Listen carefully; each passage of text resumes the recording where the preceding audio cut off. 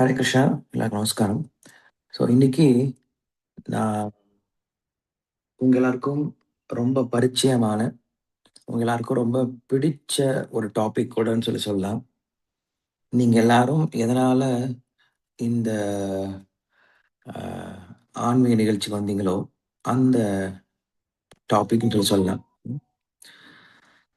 So அந்த கிரந்தத்தை பற்றிய விஷயம் தான் நம்ம இன்னைக்கு பார்க்க போறோம்.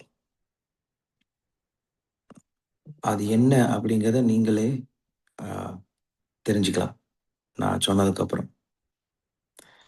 Where is this? சரி. ம்.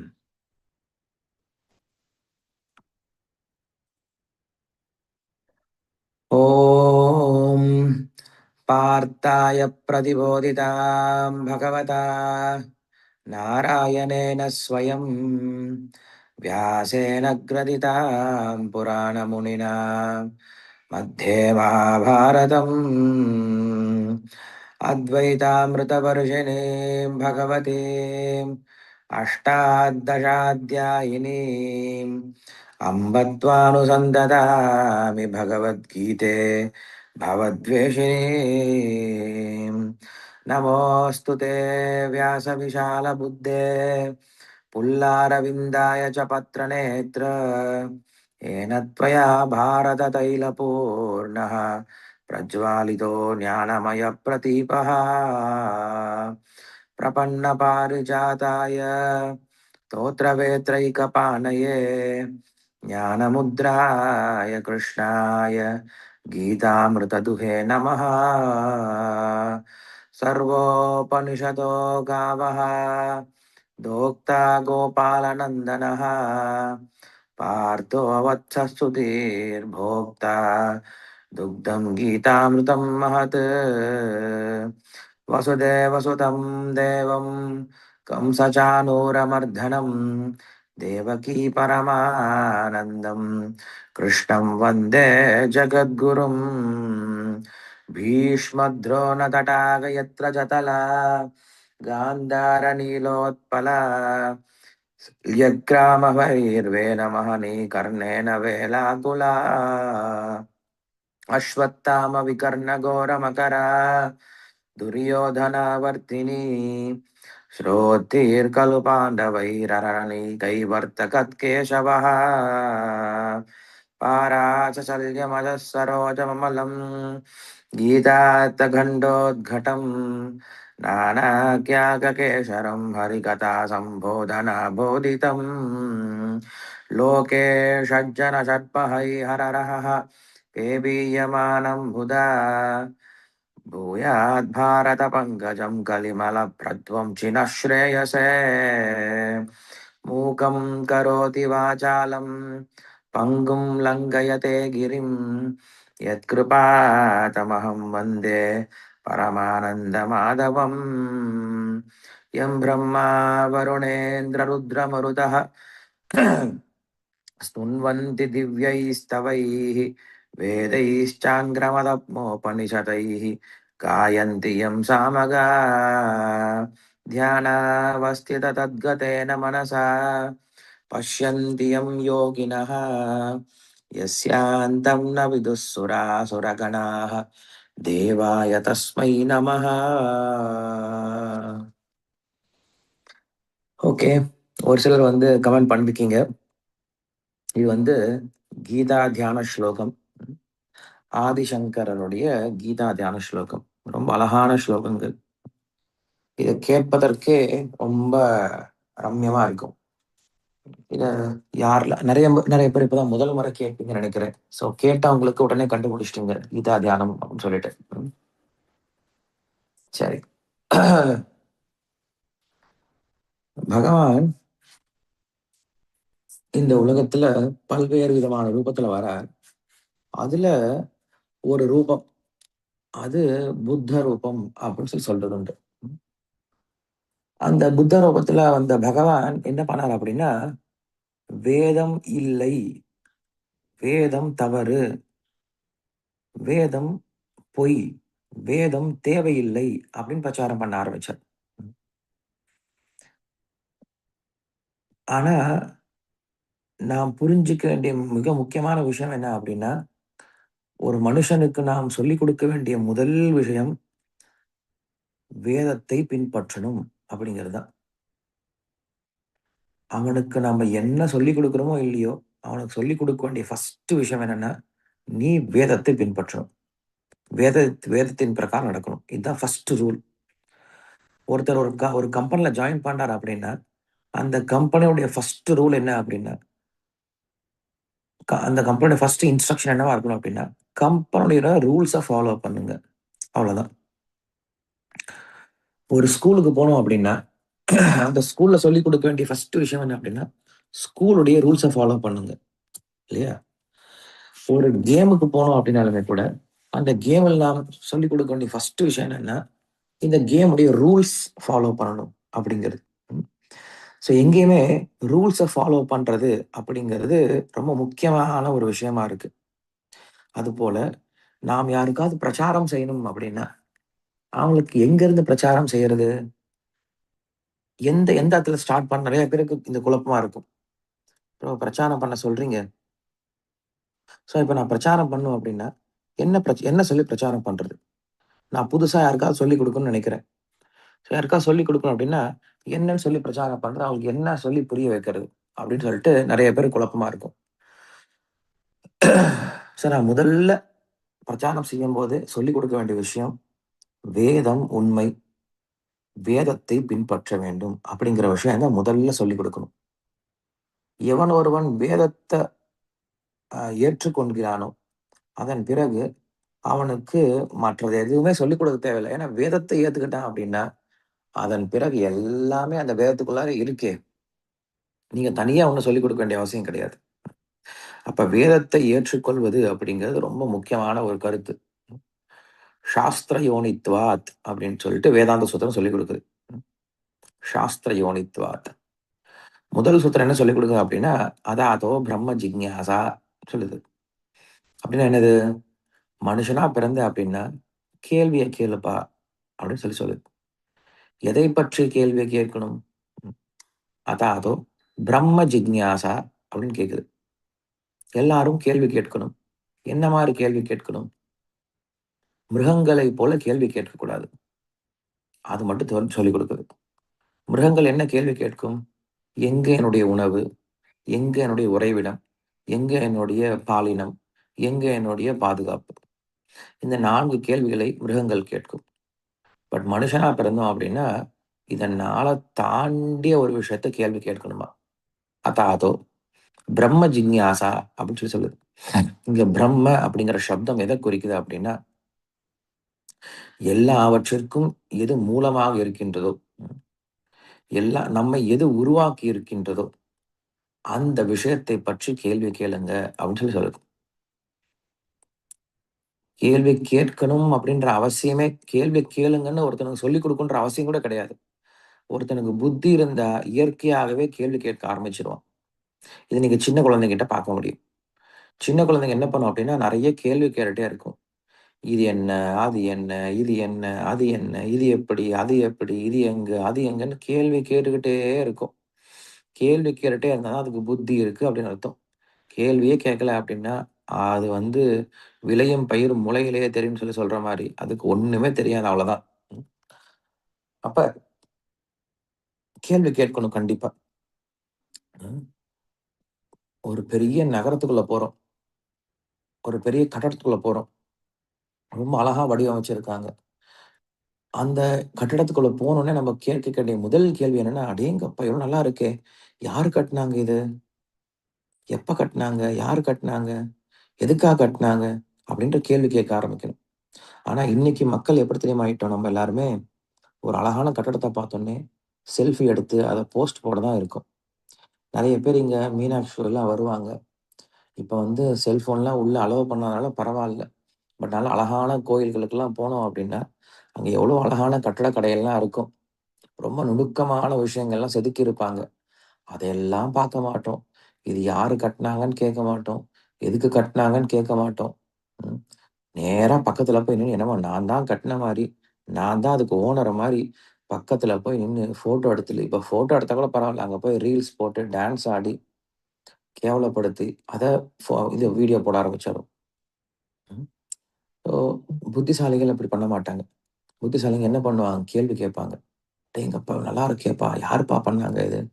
யார் கட்டுனாங்க?" நாங்க நெறைய கோயிலுக்குலாம் கூட்டிட்டு போறோம் இல்லையா? திவ்ய தேசம்லாம் கூட்டிட்டு போறோம் இல்லையா? அப்ப கேட்கிற முதல் கேள்வி இதான். "இந்த கோயில் எப்ப கட்டியிருப்பாங்க? இந்த கோயில் எதுக்காக கட்டுனாங்க? யார் கட்டுனாங்க?" உடனே கேள்வி கேட்பாங்க. இந்த கேள்வி கேட்டாவே நம்மளுக்கு போதும். நம்ம உள்ள இருக்கக்கூடிய கடவுள் புரிஞ்சுக்கலாம். ஏன்னா, இவ்ளோ பெரிய கோயில பார்த்தோனே நமக்கு வரக்கூடிய ஆச்சரியமான விஷயம் என்ன தெரியுமா? இவ்ளோ பெரிய கோயில் எதுக்காக கட்டியிருப்பாங்க சார்? கட்டுனாங்கன்னா, உள்ள இருக்க ஒரு சாதாரண ஒரு ஆளா இருக்க முடியாதுல்ல. ஒரு கல்லுக்காக, ஒரு சாதாரண கல்ல உள்ள வைக்கிறதுக்காக இவ்ளோ பெரிய கோயில் கட்ட மாட்டாங்கல்ல. உள்ள கடவுள்னு ஒருத்தர் இருந்தா மட்டும் தான் என்ன பண்ணுவாங்க, அவருக்கு இவ்ளோ பெரிய கோயில் கட்டியிருப்பாங்க இல்லையா? வெறும் கல்லுக்கு வந்து இவ்ளோ பெரிய இன்னைக்கு அதையும் பண்ணிட்டு இருக்காங்க. ம். இறந்து போனவங்களுக்கு பெரிய பெரிய சமாதிலாம் கட்டிட்டு இருக்காங்க. அந்த மாரிலாம் இல்ல. ம். மக்கள் உயிரே குடுத்தாங்க அன்னைக்கு. இறந்து போனவங்க அப்டின்னா, அன்னைக்கு இருந்திருக்காங்க. இருந்தவங்கள தான் கட்டியிருக்காங்க. இறந்து போனதுக்கு அப்புறம். இல்லாம யாரையும் கட்டவே இல்லையே! கற்பனையில. அப்டின்ற ரீதியில பார்த்தா கூட, உள்ள இருக்கக்கூடிய கடவுள பத்தி தெரிஞ்சுக்கணும். அப்படி சொல்லுது. கடவுள பத்தி தெரிஞ்சுக்கோங்க. அதான் அதோ பிரம்ம ஜிக்ஞாசா அப்டின்னு சொல்லி சொல்லுது. சரி. அந்த அந்த கடவுள்னு சொல்றியே, அந்த கடவுளுடைய குணம் என்னப்பா? அந்த கடவுள்னா என்னது? கடவுளுக்குன்னு ஒரு அடையாளம் இருக்குல்ல. கடவுளோட அடையாளம் என்னது? அப்படின்னு கேட்கும்போது, யார் ஒருத்தர் கிட்ட இருந்து எல்லாம் தோன்றுகிறதோ, ஜன்மாதஸ்ய அதஹ எவனொருவரிடமிருந்து எல்லாம் தோன்றி, அ நிலை பெற்று மறைகின்றதோ, அவன் தான் அந்த கடவுள், பிரம்மம் அப்படின்னு சொல்லி சொல்லுது. அந்த கடவுளை பற்றிய கேள்விய கேளு அப்படின்னு சொல்லிடுது. சரி, அடுத்த கேள்வி, அடுத்த விஷயம். எங்க இருந்து நான் தெரிஞ்சுக்கிறது? யார்கிட்ட இருந்து கேட்கிறது இத? கேள்விய கேளுன்னு சொல்லிட்டேன். இதுக்கு நான் பதில் எங்க இருந்து தெரிஞ்சுக்கிறது? அதுக்கப்புறம் தான் சொல்லுது, சாஸ்திர யோனித்வாத் அப்படின்னு சொல்லுது. இது ரொம்ப முக்கியமான விஷயம். இன்னைக்கு நெறைய பேருக்கு கடவுள தெரிஞ்சுக்கணும் அப்படின்னு ஆசை இருக்கு. நெறைய பேருக்கு ஆன்மீகம் அப்படிங்கிற விஷயத்துல நாட்டம் இருக்கு. இல்லாமல்லாம் கிடையாது. கூட்டம் கூட்டமா கோயிலுக்கு போறாங்களே! இந்த முறை சித்ரா திருவிழா, சித்ரா பௌர்ணமிக்கு பார்த்தோம் அப்படின்னா, திருவண்ணாமலையில எள்ளு போட்டா எள்ளு எடுக்க முடியாது போல இருக்கு. அந்த அளவுக்கு கூட்டம் மக்கள் சார சாரையா போறாங்க, கோயிலுக்கு போறாங்க. எங்களுக்கு இங்க சித்திரை திருவிழா நடந்தது மதுரையில. எங்க பார்த்தாலும் அழகருக்கு பின்னாடி ஓடுறாங்க மக்கள். அவ்ளோ கூட்டம் கூட்டமா வந்துட்டு இருந்தாங்க. ஸோ எல்லா கோயில்கள்லயும் கூட்டம் போயிட்டு தான் இருக்கு. திருப்பதி நீங்க எப்ப போனாலும் கூட்டம் இருந்துட்டு தான் இருக்கு. திருப்பதி நீங்க போனா உடனே தரிசனம்லாம் கிடைக்காது. நெறைய பேரு கடவுளையே பிரச்சாரம் பண்ணாலுமே கூட, அவ்வளோ கூட்டம் போயிட்டு தான் இருக்காங்க கோயிலுக்கு. ஸோ இப்படி கோயிலுக்கு போயிட்டு இருக்காங்களே, அ இதுக்கு மேல என்ன வேணும்? அப்படின்னு கேள்வி கேட்கும்போது, போறவங்க கோயிலுக்கு போறாங்க. ஆனா கோயிலுக்கு போறதனுடைய பலனை அடையறாங்களா? இல்லையா? அப்படிங்கிறது தான் கேள்வி. கோயிலுக்கு போறதுடைய பலன் என்ன? அப்படின்னா, ஏதோ நமக்கு தேவையான வரத்த கேட்பதற்காக போறது கிடையாது கோயிலுக்கு. ஒருத்தர் ஹாஸ்பிட்டலுக்கு போறாரு அப்படின்னா, ஹாஸ்பிட்டலுக்கு போறதோட நோக்கம் என்னது? நோய் குணமாகணும். அவ்வளோதான். ஸோ ஹாஸ்பிட்டலுக்கு போயிட்டு, போயிட்டு வந்துட்டு இருக்காரு. ஆனா நோய் குணமாகல அப்படின்னா, ஹாஸ்பிட்டலுக்கு போய் பிரயோஜனமே இல்ல. ஒருத்தர் ஸ்கூலுக்கு போறாரு. எதுக்காக? நல்லா படிச்சு, நல்ல புத்திய வளர்த்துக்கணும் அப்படின்னு சொல்லிட்டு. ஆனா போயிட்டு, போயிட்டு வராரு. புத்தியே வளர மாட்டேங்குது. அப்படின்னா, அந்த ஸ்கூலுக்கு போய் பிரயோஜனமே இல்ல. அதுபோல கோயிலுக்கு போயிட்டு, போயிட்டு வரோம் அப்படின்னா, அதனுடைய பலன் என்ன அப்படின்னா, ஒருவன் முதல்ல தான் ஆன்மீகமான ஆத்மா அப்படின்னு புரிஞ்சுகிட்டு, வாழ்க்கையினுடைய குறிக்கோள் மோக்ஷம் அப்படிங்கிறத புரிஞ்சுகிட்டு, கடவுளுக்காக தன்னுடைய வாழ்க்கையில ஏதாவது செயல்பாடுகள செய்ய ஆரம்பிச்சான் அப்படின்னா, அதுதான் கோயிலுக்கு போறதனுடைய பலன். ம். அந்த பலன் நடக்கல அப்படின்னா, அவன் கோயிலுக்கு போய் பிரயோஜனமே கிடையாது. சரி இது எதனால நடக்க மாட்டேங்குது? இன்னொரு முக்கியமான விஷயம் என்ன அப்படின்னா, இப்ப கோயிலுக்கு போக ஆரம்பிச்சோம் அப்படின்னா, அவன் சொல்றான், "கோயிலுக்கு போனா சந்தோஷம் கிடைக்கும். கோயிலுக்கு போனா மன நிம்மதி கிடைக்கும்னு" சொல்றான். ஆனா, உண்மையாலுமே அவன் கோயிலுக்கு போய் சந்தோஷம் அடையறானா அப்படின்னா, அது சந்தோஷம் குடுத்தது அப்படின்னா, அவன் என்ன பண்ணுவான்? திரும்ப திரும்ப போவான். ம். ஆனா, இப்ப என்ன ஆகுது? கோயிலுக்கு போறது இளைஞருக்கு மத்தியில குறைஞ்சுகிட்டே வருது. அவங்களுக்கு அதுல சந்தோஷம் குடுக்குற மாரி தெரியல. ஸோ என்ன காரணம் அப்படின்னா, நான் சொன்ன மாரி சாஸ்திரமே நமக்கு சொல்லிக் குடுக்குது. என்ன சொல்லிக் குடுக்குது? நீ கடவுளை பத்தி தெரிஞ்சுக்கணும் அப்படின்னா அதற்கு நீ செய்ய வேண்டிய விஷயம் ஒன்னே ஒண்ணுதான். என்னது? சாஸ்திர யோனித்வாத் அப்படின்னு சொல்லுது. நீ சாஸ்திரத்திலிருந்து மட்டும்தான் கடவுளை தெரிஞ்சுக்க முடியுமே தவிர வேற எங்கிருந்து தெரிஞ்சுக்க கூடாது அப்படின்னு சொல்லுது. ஸோ அப்படிப்பட்ட சாஸ்திரத்தை பிரச்சாரம் செய்வதற்கு கடவுள் பல ரூபங்கள்ல வந்தார். நமக்கு தெரியும், பகவானுடைய முதல் அவதாரம் அப்படின்னு சொல்லக்கூடிய வராக அவதாரம். ஸோ வராக அவதாரமே சாஸ்திரத்தை காப்பாத்துறதுக்காக. அதன் பிறகு தோன்றிய மத்ஸ்ய அவதாரம் சாஸ்திரத்தை காப்பாற்றுவதற்காக. ம். அதன் பிறகு வந்த ம், ஹயக்ரீவ் அவதாரம் சாஸ்திரத்தை காப்பாற்றுவதற்காக. அதன் பிறகு வந்த ஹம்ச அவதாரம் சாஸ்திரத்தை பற்றி பிரச்சாரம் செய்வதற்காக. அதன் பிறகு தோன்றிய கிருஷ்ணாவதாரம் சாஸ்திரத்தை பத்தி பேசுவதற்காக. அதற்கு முன்பு தோன்றிய வியாசாவதாரம் அப்படிங்கிறது சாஸ்திரத்தை நமக்கு பகுத்து கொடுப்பதற்காக. இப்படி பகவான் என்ன பண்றாரு அப்படின்னா, அந்த சாஸ்திரத்திற்காக பலவிதமான அவதாரங்கள் எடுத்திருக்கார். சாஸ்திரத்தை பிரச்சாரம் செய்வதற்காகவும், அந்த சாஸ்திரத்தை பாதுகாப்பதற்காகவும், அந்த சாஸ்திரத்தை மக்கள் கிட்ட கொண்டு போய் சேர்ப்பதற்காகவும் பல அவதாரங்கள் எடுத்து வந்தார். ஸோ அப்படிப்பட்ட சாஸ்திரத்தை புற புறக்கணிப்பதற்காக ஒரு அவதாரம், அது புத்த அவதாரம். எந்த சாஸ்திரத்துக்கு எவ்வளவு ஹைப் கொடுத்தாரோ பகவான், அதே பகவான் என்ன பண்ணிட்டாரு, திடீர்னு வந்து சாஸ்திரம் இல்லை, சாஸ்திரம் பொய், சாஸ்திரம் வேண்டாம், சாஸ்திரத்தை ஒதுக்கி வச்சிருங்க அப்படின்னு சொல்லிட்டார் புத்தர். ஒரு இன்ட்ரெஸ்டிங்கான ஒரு அவதாரம். ஏன் அப்படி பண்ணார் அப்படின்னா, எதுக்குமே ஒரு வரைமுறை இருக்கு. இப்ப நெருப்பு இருக்கு. நெருப்பு என்ன பண்ணலாம் நம்ம? சமைக்கிறதுக்கு உபயோகப்படுத்தலாம். வெளிச்சத்திற்காக உபயோகப்படுத்தலாம். அதே நெருப்ப எரிப்பதற்காகவும், ஏதாவது ஒரு விஷயத்தை எரிப்பதற்காக உபயோகப்படுத்தலாம். கத்தி இருக்கு. அத நாம் காய்கறியை நறுப்பதற்கும் உபயோகப்படுத்தலாம். ஒரு மனுஷனை துன்பப்படுத்துவதற்காக உபயோகப்படுத்தலாம். அதுபோல சாஸ்திரம் அப்படிங்கிறது ரொம்ப சக்தி வாய்ந்தது. ஆனா அந்த சாஸ்திரத்தையே ஒரு கட்டத்துல தப்பா உபயோகப்படுத்த ஆரம்பிச்சிட்டாங்களாம் இந்த உலகத்துல. என்ன பண்ணாங்க? சாஸ்திரத்தினுடைய பெயரை கொண்டு மக்கள் என்ன பண்ண ஆரம்பிச்சிட்டாங்க அப்படின்னா, ஒரு காலத்துல நிறைய பலியிட ஆரம்பிச்சிட்டாங்க. உயிர் பலி நிறைய இட ஆரம்பிச்சிட்டாங்க. யக்ஞம் அப்படின்ற பேர்ல நிறைய உயிர் பலி கொடுக்க ஆரம்பிச்சிட்டாங்களாம். இதை நிறுத்துவதற்காக பகவானே வந்தார். எதையுமே நாம் சரியா புரிஞ்சுக்கிட்டோம் அப்படின்னா பலன் அதிகம்.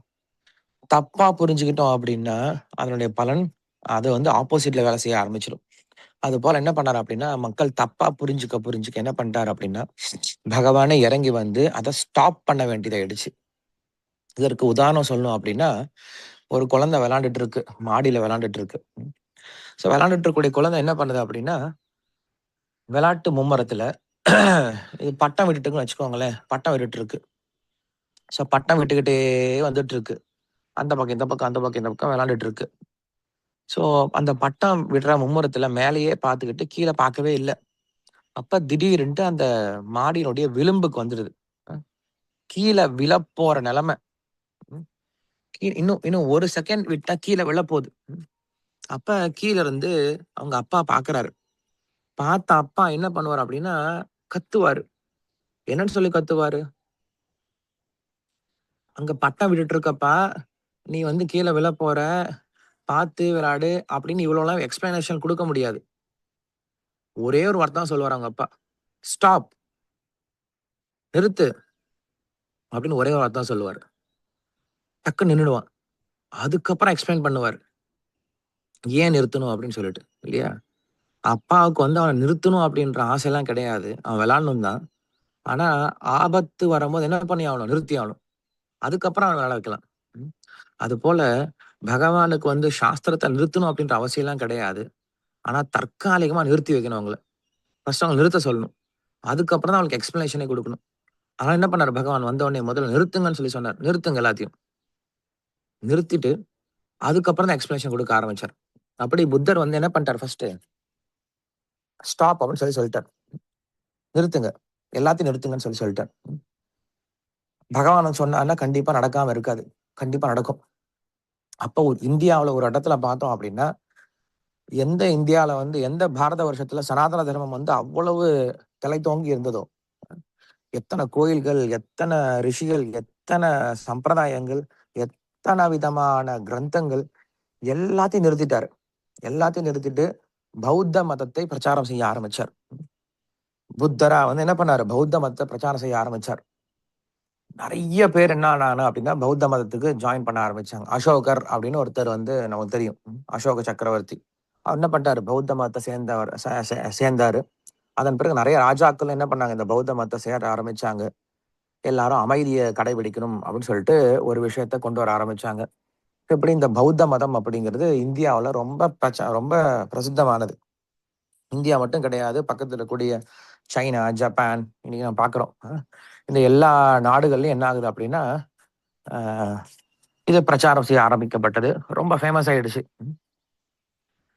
சரி, இப்ப மக்களை ஓரளவுக்கு நிறுத்தியாச்சு. அந்த வயலன்ஸ்ல இருந்து நிறுத்தியாச்சு, வன்முறையில இருந்து நிறுத்தியாச்சு.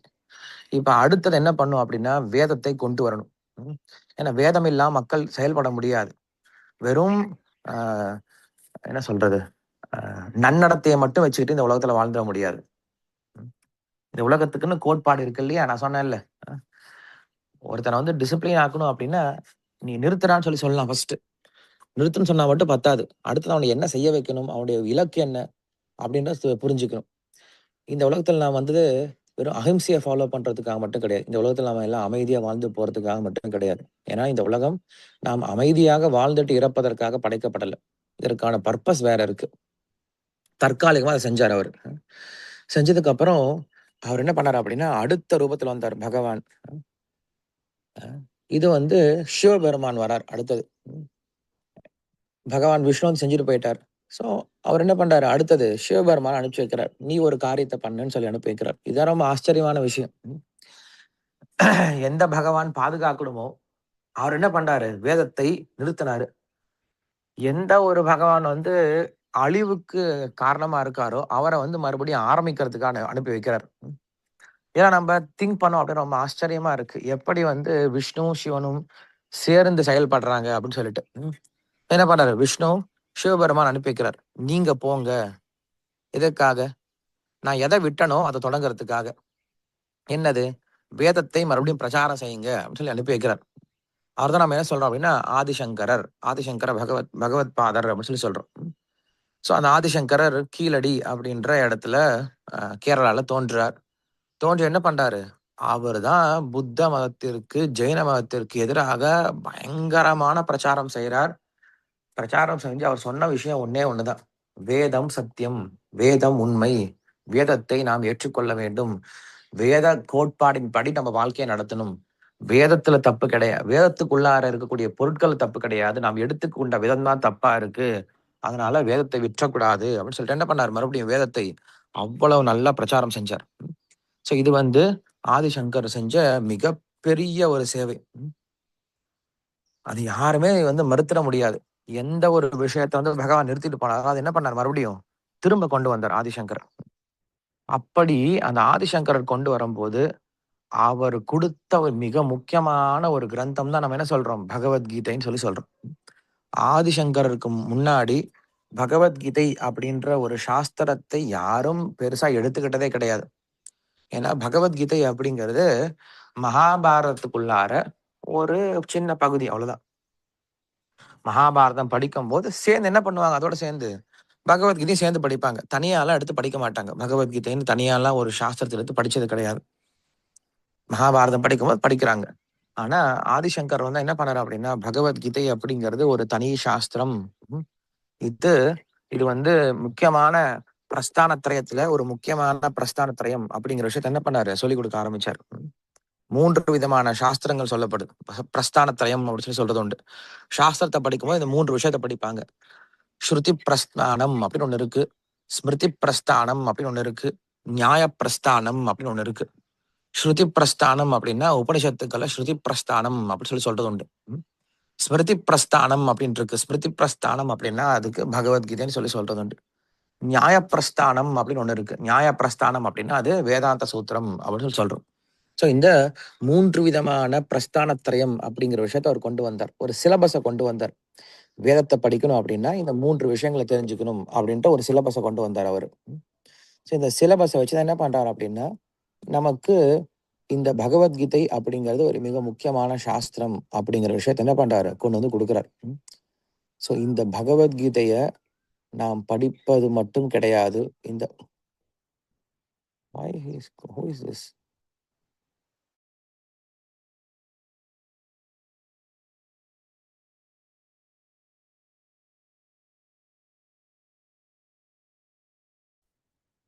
Hello, hello, hello.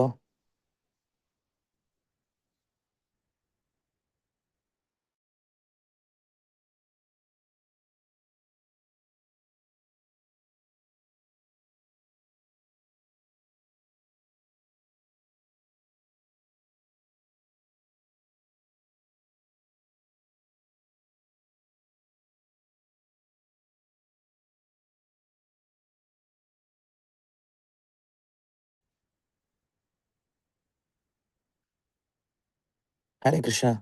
ஓகே. ம். சரி.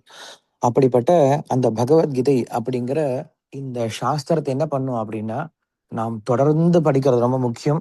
அதேபோல அதனுடைய ஆழமான கருத்துக்கள புரிஞ்சுக்கிறது ரொம்ப முக்கியம். பகவத்கீதைய வெறும் ம மேல் போக்கா படிக்காம, அத பல ஆச்சாரியர்கள் விளக்கத்தோட என்ன பண்ணணும் நம்ப படிச்சு தெரிஞ்சுக்க ரொம்ப முக்கியம். ஸோ அந்த பகவத்கீதை அப்படிங்கிற ஒரு கோர்ஸ்ல இருந்து தான் நீங்க எல்லாருமே ஜாயின் பண்ணீங்க இல்லையா? நான் பேசுறது இப்ப கேட்குதா? கிளியரா கேட்குதுல்ல? சரி. ஓகே. ஸோ அதுல ஒரு பகுதியாக ம். இப்ப நான் வந்து பகவத்கீதை கோர்ஸ் அப்படின்ட்டு ஒண்ணு ஆரம்பிச்சிருக்கேன். 18 நாளில் பகவத்கீதை அப்படின்னு சொல்லிட்டு. இப்ப வந்து நீங்க படிச்சது படிச்சிருக்கீங்க இல்லையா? அதே போல தான் இது. ஆனா இது வந்து எப்படி இருக்கும் அப்படின்னா, ஆச்சாரியர்களுடைய விளக்கத்தோட இருக்கும். இது வந்து நான் சொன்ன மாரி முதல்ல இருக்கக்கூடிய ஆதிசங்கரர், மதுசூதன சரஸ்வதி, அதன் பிறகு தோன்றிய ஸ்ரீபாத் ராமானுஜாச்சாரியார், வேதாந்த தேசிகர், ஆ மாத்வாச்சாரியர், பலதேவ் வித்யபூஷன் இப்படிப்பட்ட ஆச்சாரியர்களுடைய விளக்கத்தோட என்ன பண்ணுவோம் அப்படின்னா, இதே போல 18 டேஸ் கோர்ஸா தான் இருக்கும். ஸோ இது வந்து இன்னும் நாங்க டேட் ஃபிக்ஸ் பண்ணல. இன்னும் நம்ம டேட் ஃபிக்ஸ் பண்ணவே இல்ல. டைம் வந்து நைட்ல இருக்கும். 8 டூ 9:30 இருக்கும். நான் ஆல்ரெடி இத வந்து பலபத்ரா பிரபு கிட்ட இன்ஃபார்ம் பண்ணியிருக்கேன். நம்ம டிவோட்டீஸ் கிட்டயும் சொல்லலாம். யாருக்காவது விருப்பம் இருந்தா அதில ஜாயின் பண்ணலாம் அப்படின்னு சொல்லிட்டு. ஸோ அதனால இந்த பகவத்கீதை கோர்ஸ் வந்து நம்ம டேட் ஃபிக்ஸ் பண்ணாம இருக்கோம். ஆ ஸோ உங்கள விருப்பம் இருந்தா நீங்க என்ன பண்ணலாம்? அந்த கோர்ஸ்லயும் வந்து ஜாயின் பண்ணலாம். ஸோ அ ஜாயின் பண்றதுக்கு எனக்கு ஒரு மெசேஜ் மட்டும் பண்ணுங்க. பகவத்கீதா அப்படின்னு சொல்லி மெசேஜ் பண்ணுங்க WhatsAppல. நான் உங்களுக்கு லிங்க் வேணா ஷேர் பண்றேன். எதுல ஜாயின் பண்ணணும் அப்படின்னு சொல்லிட்டு. ஸோ இது வந்து ஒரு கோர்ஸ் ஒண்ணு பண்ணணும் அப்படின்னு நினைச்சிட்டு இருக்கோம். ஏன்னா பகவத்கீதை வந்து நம்ம இன்னும் எவ்வளோ படிச்சாலும் அது இன்னும் ஆழமான கருத்துக்கள குடுக்கும். அதேபோல நம்ம மத்தவங்களுக்கும் சொல்லிக் குடுக்க ஆரம்பிக்கணும் பகவத்கீதைய. நான் படிச்சுட்டு நம்ம மட்டும் வச்சுட்டு இருந்தா மட்டும் பத்தாது.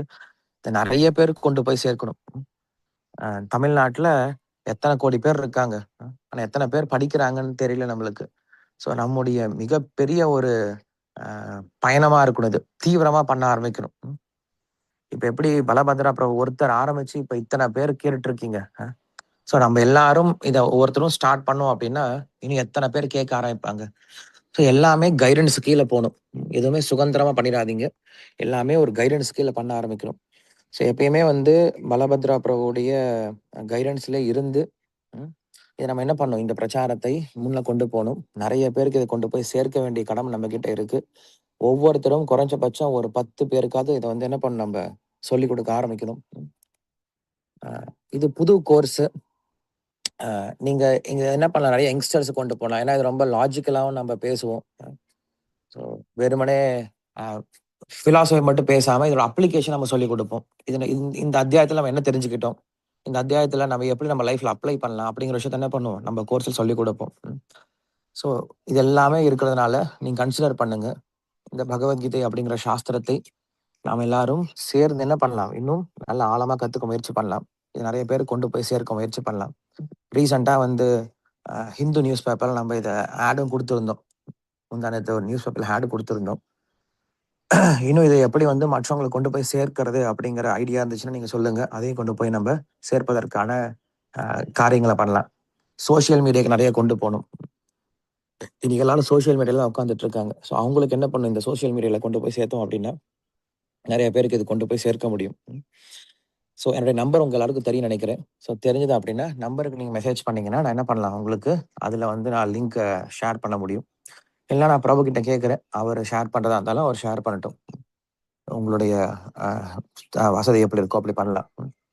நான் இங்கே வெளியில் இருக்கேன். ஸோ இங்கே வந்து சிக்னல் சரியாக இல்லாதனால நான் வீடியோ ஆஃப் பண்ண வேண்டியதாக ஆகிடுச்சு. ஸோ மறுபடியும் உங்கள் எல்லாரும் நான் மண்டே கிளாஸில் பார்க்குறேன். ஆல்ரெடி இப்போ ஸோ என்னுடைய நம்பர் எழுதிக்கோங்க உங்களுக்கு வேணும் அப்படின்னா. நிறைய பேருக்கு நம்பர் இல்லைன்னு சொல்கிறீங்க. 9677914980. 9677914980. இதுதான் என்னுடைய நம்பர்.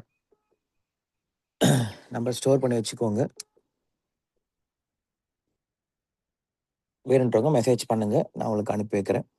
ஸோ மறுபடியும் உங்கள் எல்லாரையுமே நான் மண்டே கிளாஸில் பார்க்குறேன். ரொம்ப நன்றி.